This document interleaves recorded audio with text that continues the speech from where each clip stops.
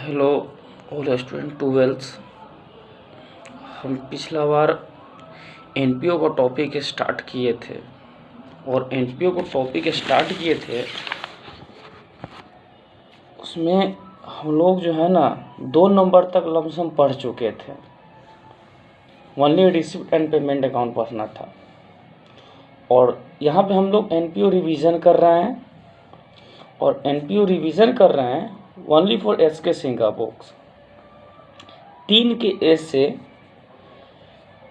ए से आपको 6 नंबर तक अभी एक टॉपिक हम बताने जा रहे हैं, जिस टॉपिक को आप लोग समझिएगा और उससे रिलेटेड आप लोग बनाइएगा, लमसम बन जाएगा। 3 से ए से लेकर के 6 नंबर तक हम बोले थे कि अगर मेरे पास कोई भी फंड दिया रहेगा, अगर मेरे पास कोई भी फंड दिया रहेगा, या स्पोर्ट फंड रहे, टूर्नामेंट फंड रहे, प्राइज फंड रहे, यानी कोई भी फंड दिया रहेगा। यह फंड जो होता है ना, एनपीओ का एक हेल्प होता है, सहायता कर रहा है। अनाथालय हो गया, स्कूल हो गया, इसमें खेलकूद से रिलेटेड जो भी हम फंड देते हैं उसी फंड को यहाँ पे विभिन्न प्रकार के फंड में इंक्लूड किया जाता है, जैसे कि टूर्नामेंट फंड बोले, स्पोर्ट फंड बोले, प्राइज फंड बोले, ठीक है ना। अगर मेरे पास कोई भी फंड दिया रहेगा, उस फंड को बैलेंस शीट के लायबिलिटी साइड में दिखाएंगे। हम क्या बोले फिर समझिएगा। अगर मेरे पास कोई भी फंड दिया रहेगा, उस फंड को बैलेंस शीट के लायबिलिटी पक्ष में दिखाएंगे, यानी कि साइड में दिखाएंगे। लेकिन फंड से रिलेटेड अगर कोई भी इनकम दिया रहेगा, समझिएगा आप लोग, अगर फंड से रिलेटेड कोई भी इनकम दिया रहेगा तो उस फंड में प्लस कर देंगे, या डोनेशन भी दिया रहेगा प्लस कर देंगे, प्रोसीड भी दिया रहेगा प्लस कर देंगे, रिसीव भी दिया रहेगा प्लस कर देंगे, इंटरेस्ट ऑन इन्वेस्टमेंट भी दिया रहेगा प्लस कर देंगे। लेकिन अवार्ड दिया रहेगा तो वहाँ पर अवार्ड का मतलब एक्सपेंसेस होता है, उसको हम माइनस करेंगे। फिर समझिएगा हम क्या बोले। अगर मेरे पास कोई भी फंड दिया रहे, sport fund, tournament fund, prize fund, कोई भी फंड दिया रहेगा, उस फंड को बैलेंस शीट के लायबिलिटी साइड में दिखाएंगे। फंड से रिलेटेड अगर कोई भी इनकम दिया रहेगा, फंड से रिलेटेड कोई भी इनकम दिया रहेगा, उस फंड में ही लायबिलिटी साइड में ही, लायबिलिटी साइड में अमाउंट में नहीं दिखाएंगे, फंड में ही लायबिलिटी साइड में ही जोड़ देंगे, यानी कि प्लस कर देंगे, ऐड कर देंगे। और फंड से रिलेटेड एक्सपेंडिचर दिया रहेगा तो उस फंड में से माइनस करके दिखाएंगे, यानी कि घटा करके दिखा देंगे। लेकिन एक चीज़ हमेशा याद करना पड़ेगा, अगर फंड से रिलेटेड इन्वेस्टमेंट दिया रहेगा तो उसको एडलेस नहीं करेंगे, उसको डायरेक्टली बैलेंस शीट के एसेट साइड में दिखाएंगे। फंड से रिलेटेड इन्वेस्टमेंट दिया रहेगा, sport fund investment, tournament fund investment, कोई भी एसेट दिया रहेगा, इन्वेस्टमेंट दिया रहेगा, उसको हम बैलेंस शीट के एसेट साइड में दिखाएंगे। और यहाँ बैलेंस शीट इक्वल कभी नहीं होगा। लायबिलिटी का रहेगा, लायबिलिटी में डायरेक्ट शो करिएगा, एसेट का रहेगा, एसेट में डायरेक्ट शो करिएगा। यहाँ लायबिलिटी बराबर एसेट कभी नहीं आएगा ना, एसेट बराबर लायबिलिटी कभी नहीं आएगा। उसके बाद क्या है कि हम बताए थे कि अगर फिर समझिए, फंड दिया रहेगा, फंड को बैलेंस शीट के लायबिलिटी साइड में दिखाएंगे। फंड से रिलेटेड एसेट, फंड से रिलेटेड इनकम दिया रहेगा, फंड में प्लस करेंगे, फंड से रिलेटेड एक्सपेंडिचर दिया रहेगा, हम माइनस करेंगे। लेकिन एक चीज़, अगर फंड प्लस इनकम कम है, फंड प्लस इनकम कम है और फंड से रिलेटेड एक्सपेंडिचर ज़्यादा है, तो जितना से एक्सपेंडिचर ज़्यादा रहेगा, तो जितना से एक्सपेंडिचर ज़्यादा रहेगा उतना ही के लिए हम इनकम एंड एक्सपेंडिचर अकाउंट बनाएंगे, उतना ही के लिए हम इनकम एंड एक्सपेंडिचर अकाउंट बनाएंगे।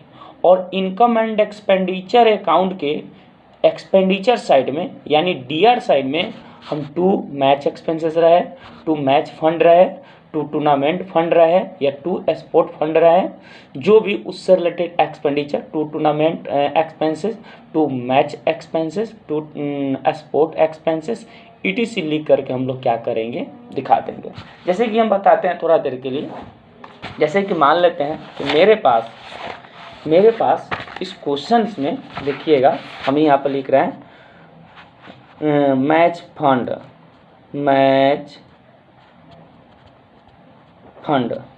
40,000, सेल ऑफ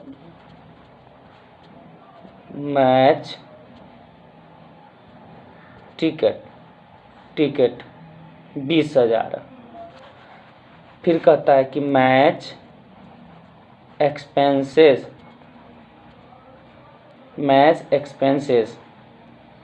70,000। यहाँ देखिए कि मैच फंड दिया है 40,000, सेल ऑफ मैच टिकट दिया है 20,000, लेकिन मैच एक्सपेंसेस दिया है 70,000। यहाँ पर मेरा एक्सपेंसेस ज़्यादा है। यहीं पे अगर मैच एक्सपेंसेस मेरा 50,000 रहता तो इस मैच एक्सपेंसेस को डायरेक्टली हम मैच फंड को बैलेंस शीट के लायबिलिटी साइड में दिखाते हैं। सेल ऑफ मैच टिकट को देख लीजिए, सेल ऑफ मैच टिकट को हम लोग उसमें प्लस करते और मैच एक्सपेंसेस को माइनस करते, मेरा 10,000 आंसर आ जाता। लेकिन यहाँ पर मैच फंड दिया है 40,000 और सेल ऑफ मैच टिकट दिया है 20,000 और मैच एक्सपेंसेस दिया है 70,000। इसका मतलब यह हुआ कि मैच फंड में सेल ऑफ मैच टिकट को प्लस करेंगे और प्लस करने के बावजूद भी मेरा 10,000 यहाँ पे बढ़ रहा है। क्या बढ़ रहा है? एक्सपेंसेस। हम इनकम एंड एक्सपेंडिचर अकाउंट बनाएंगे, लिखेंगे income and expenditure account for the year ended. Income and expenditure account for the year ended. अगर जिसको भी प्रॉब्लम हो, इनकम एंड एक्सपेंडिचर अकाउंट का फॉर्मेट आप एस के सिंह के बुक में एग्जाम्पल में देख लीजिएगा और फॉर्मेट 2 लाइन का खींचिएगा और 2 लाइन में खींचने के बाद एक्सपेंडिचर अमाउंट, इनकम अमाउंट लिख लीजिएगा और लिखने के बाद टू मैच एक्सपेंसेस कितना 70,000 माइनस 60,000 बराबर 10,000 से दिखा देंगे। यहाँ पर हम दिखा दिए। ये टॉपिक था हम लोग का 6 नंबर तक। दूसरी बात, एक चीज़ हमेशा याद करके रखेंगे, जितना केस दिया रहेगा, केस का मतलब होता है कि उसी से रिलेटेड दिया, जितना केस दिया रहेगा, अगर 3 केस दिया रहेगा तो 3 बार बनाएंगे, 2 केस दिया रहेगा 2 बार बनाएंगे और जितना साल का दिया रहेगा उतना साल का भी बनाएंगे। क्लियर है? केस और साल याद करके रखिएगा और 6 नंबर तक आपका बन जाएगा। देखिए 7 नंबर से लेकर के एस के सिंह का बुक्स 7 नंबर से लेकर के 11 नंबर तक फिर हम समझते हैं।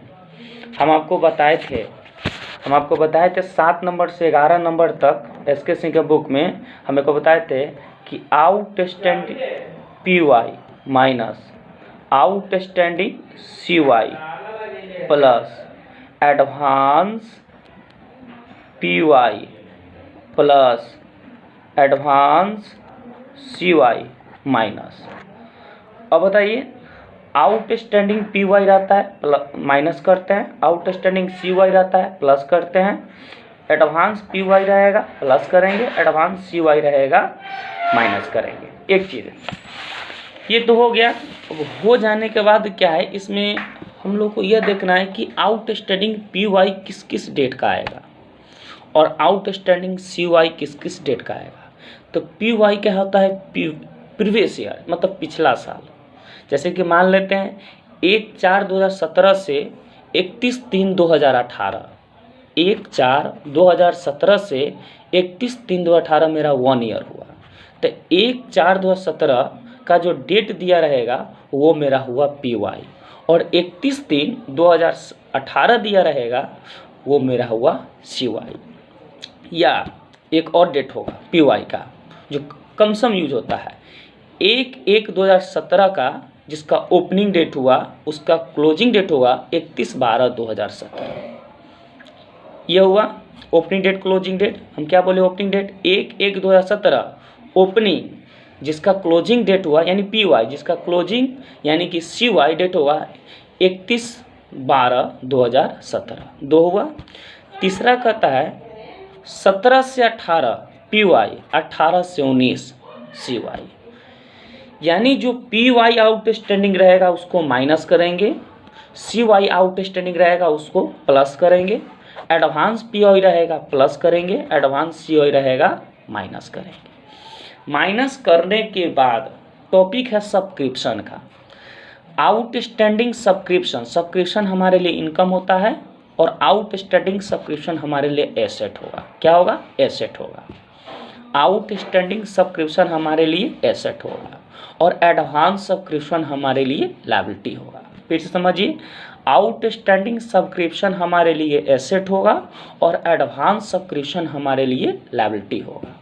आउटस्टैंडिंग सब्सक्रिप्शन हमारे लिए एसेट होगा और एडवांस सब्सक्रिप्शन हमारे लिए लायबिलिटी होगा।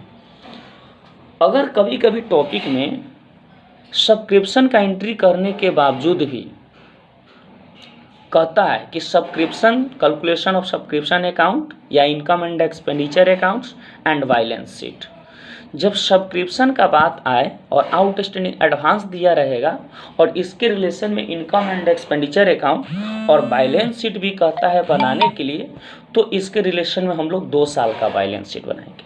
कितने साल का बैलेंस शीट बनाएंगे? 2 साल का बैलेंस शीट बनाएंगे, एक पी वाई एक सी वाई। अब इसके लिए, और सब्सक्रिप्शन इनकम होता है, याद करके रखिएगा, सब्सक्रिप्शन हमारे लिए इनकम होता है। सब्सक्रिप्शन को इनकम एंड एक्सपेंडिचर अकाउंट के इनकम साइड में दिखाएंगे। सब्सक्रिप्शन डायरेक्टली क्वेश्चन में दिया रहेगा, या तो सब्सक्रिप्शन ड्यूरिंग द ईयर दिया रहेगा, या सब्सक्रिप्शन करेंट ईयर दिया रहेगा, या आपके क्वेश्चन में कहीं ना कहीं टोटल सब्सक्रिप्शन आप देख लीजिएगा, वो कहीं ना कहीं सब्सक्रिप्शन दिया ही होगा जो रकम अधिक में होगा, इनकम को शो करता है, अधिक रकम भी दिया रहेगा। उसमें आउटस्टैंडिंग पी वाई को माइनस करेंगे, आउटस्टैंडिंग सी वाई को, और ये सब्सक्रिप्शन याद कर, पहले ये समझेंगे कि यह subscription income and expenditure account के इनकम साइड में दिखाएंगे बाय सब्सक्रिप्शन, और शो करने के बाद इस सब्सक्रिप्शन में आउटस्टैंडिंग पी वाई को माइनस करेंगे, आउटस्टैंडिंग सी वाई को प्लस करेंगे, एडवांस पी वाई को प्लस करेंगे और एडवांस सी वाई को माइनस करेंगे। इतना करने के बाद हम बैलेंस शीट बनाएंगे 2 ईयर्स का। जो पी वाई का आउटस्टैंडिंग होगा, मतलब आउटस्टैंडिंग सब्सक्रिप्शन पिछले साल का होगा, उसे पिछले साल के बैलेंस शीट के एसेट साइड में दिखाएंगे। समझिए एक बार फिर, जो पिछले साल का आउटस्टैंडिंग सब्सक्रिप्शन होगा, पी वाई आउटस्टैंडिंग सब्सक्रिप्शन होगा, उसे पिछले साल के यानी पी वाई के बैलेंस शीट के एसेट पक्ष में दिखाएंगे। क्लियर है? और जो सी वाई आउटस्टैंडिंग सब्सक्रिप्शन होगा, उससे करेंट ईयर यानी इस साल के बैलेंस शीट के एसेट साइड में दिखाएंगे। ऐसा इसलिए क्योंकि आउटस्टैंडिंग सब्सक्रिप्शन हम आपको बता दिए है हमारे लिए एसेट होता है, और एडवांस सब्सक्रिप्शन दिया रहेगा तो ये पी वाई का दिया रहेगा तो पिछले साल के बैलेंस शीट के लायबिलिटी साइड में दिखाएंगे, और सी वाई का दिया रहेगा इस साल यानी करेंट ईयर के बैलेंस शीट के लायबिलिटी साइड में दिखाएंगे। ऐसा इसलिए क्योंकि हम बताए हुए हैं कि एडवांस सब्सक्रिप्शन लायबिलिटी होता है और आउटस्टैंडिंग सब्सक्रिप्शन एसेट होता है। अब पी वाई का एडवांस है तो पिछले साल में जाएगा, सी वाई का एडवांस है तो इस साल के आएगा बशर्ते लायबिलिटी साइड में, और पी वाई का आउटस्टैंडिंग है तो पिछले साल के बैलेंस शीट के एसेट में, और सी वाई का आउटस्टैंडिंग है तो इस साल के बैलेंस शीट के एसेट में। ये हमको देखना है। क्लियर है? ये आप टॉपिक कितना नंबर से आपका 7 के ए से लेकर के आपका 11 नंबर तक बन जाएगा। इसमें कहीं से किसी को प्रॉब्लम होगा तो मेरा नंबर है 7667559585। समझिए फिर एक बार, मैं बोले 7667559585 पर मैसेज करके केवल क्वेश्चन पूछिएगा, मैसेज करके आप क्वेश्चन पूछ सकते हैं। आगे देखिए क्या कह रहा है,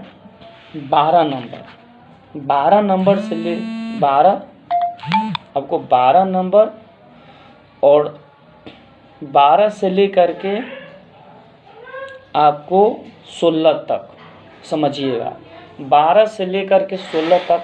अब एक टॉपिक बता रहे हैं जो इसमें दिया है, calculation of consumer goods medicine and stationery. देखिए इसमें मेडिसिन का मतलब होता है दवा से रिलेटेड जो भी स्टॉक है उस सब को इसमें हमको एंट्री करना है, यानी कि लेखा करना है।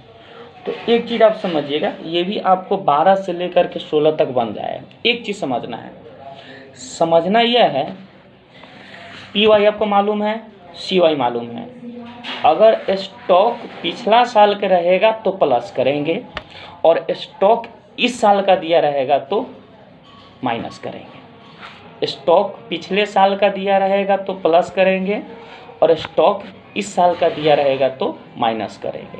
इन स्टॉक पी वाई का दिया रहेगा तो प्लस करेंगे, स्टॉक सी वाई का दिया रहेगा तो माइनस करेंगे। क्रेडिटर पी वाई का दिया रहेगा तो माइनस करेंगे और क्रेडिटर सी वाई का दिया रहेगा तो प्लस करेंगे। क्रेडिटर पी वाई का दिया रहेगा तो माइनस करेंगे, क्रेडिटर सी वाई का दिया रहेगा तो प्लस करेंगे। इतना करने के बावजूद भी अगर आप क्वेश्चंस 12 से लेकर के 16 नंबर तक बनाइएगा, किसी क्वेश्चन में क्रेडिटर का एंट्री नहीं कहता है करने के लिए, यानी एडलेस नहीं कहता है करने के लिए, तो आप घबराइएगा नहीं। जैसे क्वेश्चन एसके सिंह के बुक्स में दिया हुआ है, क्वेश्चन नंबर 13 और क्वेश्चन नंबर 14, इसमें क्रेडिटर दिया गया है लेकिन क्रेडिटर का एडलेस नहीं करेंगे। अगर क्रेडिटर जोड़ते हैं यानी पी वाई को माइनस करते हैं, सी वाई को प्लस करते हैं, स्टॉक को करेंगे, क्रेडिटर को करते हैं, तब आपका आंसर नहीं आएगा। बट आप घबराइएगा नहीं, आंसर नहीं आएगा उसके बावजूद भी आप बनाइएगा, ठीक है ना। अगर केवल मेडिसिन में अगर स्टॉक पी वाई को प्लस करिएगा, सी वाई को माइनस करिएगा, आपका आंसर आ जाएगा, ठीक है ना। अगर वहीं क्रेडिटर को एडलेस नहीं करिएगा, आंसर आ जाएगा, और क्रेडिटर को एडलेस करिएगा तो हम कैसे आपका आंसर नहीं आएगा, ठीक है ना। आपका 15 नंबर बन जाएगा, 16 बन जाएगा, 17 नंबर 17 से लेकर के अभी हम नहीं बताए हुए हैं कहाँ तक, आपको 18 तक। 19 नंबर बता दिए हैं, 19 नंबर बताए हैं। 19 नंबर में कह क्या रहा है समझिएगा। इसमें कह रहा है कि the following information are available regarding the furniture of a clubs, ठीक है। The book value of furnitures on 1/4/2018 was 60,000 रुपया। फिर बोल रहा है बी में half of the furniture was sold on 31/3/2019 for 25,000 रुपया। Rate of depreciation is 10%. So what treatments will be done in this regard in the income and expenditure account and balance sheet. इसमें कह रहा है कि आपका questions में opening furniture दिया है 60,000 और जिस फर्नीचर के आधा भाग को कह रहा है कि 25,000 में बेचा जा रहा है। तो सबसे पहले हम क्या करेंगे, 60,000 को हम काटेंगे, 60,000 को हाफ करेंगे तो 30,000 आएगा। अब 30,000 अब बताइए 18 का भी 30,000 और 19 का भी 30,000, तो 18 का आया 30,000, 18 का हम 30,000 का हम क्या करेंगे 10% काटेंगे तो मेरा 3,000, 30,000 में से 3,000 को माइनस करेंगे तो मेरा नेट एसेट आएगा 27,000। नेट एसेट कितना आएगा 27,000। मेरा कॉस्ट हुआ लागत, लिखेंगे कॉस्ट ऑफ, सीधा वर्किंग नोट बनाएंगे, लिखेंगे cost of furniture 27,000 less sale of furniture, एक मिनट,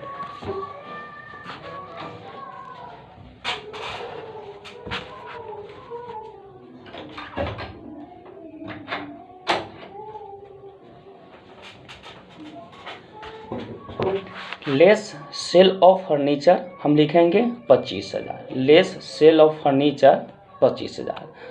इसका मतलब यह हुआ कि मेरा कॉस्ट ज़्यादा है यानी लागत ज़्यादा है और मेरा सेल कम है। अब लागत कितना है 27,000 और सेल कितना है 25,000। इसका मतलब 2,000 से लागत बढ़ रहा है, मेरा खर्च बढ़ रहा है। अब लागत बढ़ा और सेल कम रहा है, इसका मतलब मेरा लॉस हो रहा है। तो लिखेंगे यानी कि 27,000 में से 25,000 जाएगा तो जो भी शेष बचेगा कितना 2,000, 2,000 को लिखेंगे loss on sale of furniture 2,000 रुपया, loss on sale of furniture 2,000 रुपया। डिप्रिसिएशन कितना आया 3,000 रुपया।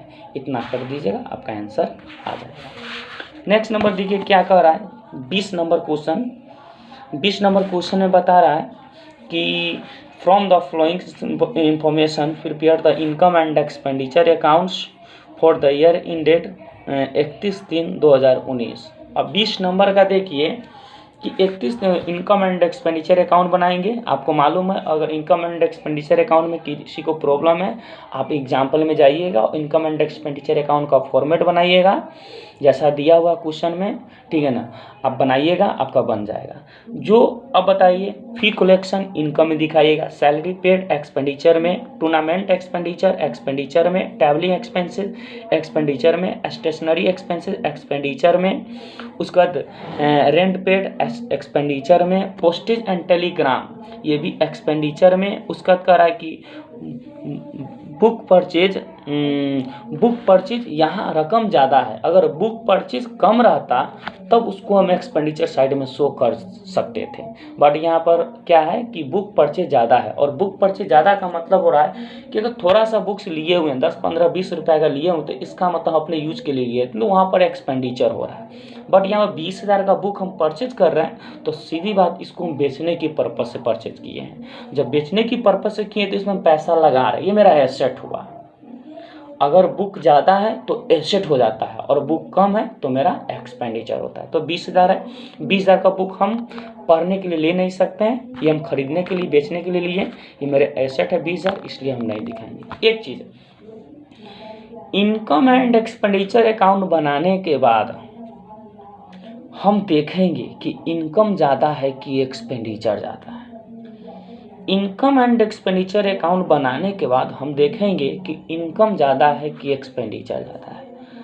अगर इनकम यानी CR ज़्यादा रहेगा और एक्सपेंडिचर DR कम रहेगा, मान लेते CR में दिया है 40,000 और DR में दिया है 20,000, तो कितना से कम रहा है? 20,000 से। हम टू सरप्लस बैलेंस फिगर लिख करके पूरा कर देंगे। इनकम ज़्यादा रहेगा, एक्सपेंडिचर कम रहेगा, टू सरप्लस बैलेंस फिगर लिख करके पूरा कर देंगे। और इनकम एंड एक्सपेंडिचर अकाउंट का एक्सपेंडिचर ज़्यादा रहेगा और इनकम कम रहेगा, तो जितना से इनकम कम रहेगा उतना से बाय डिफिसिट मतलब होता है कमी, लिख करके पूरा कर देंगे। क्लियर है?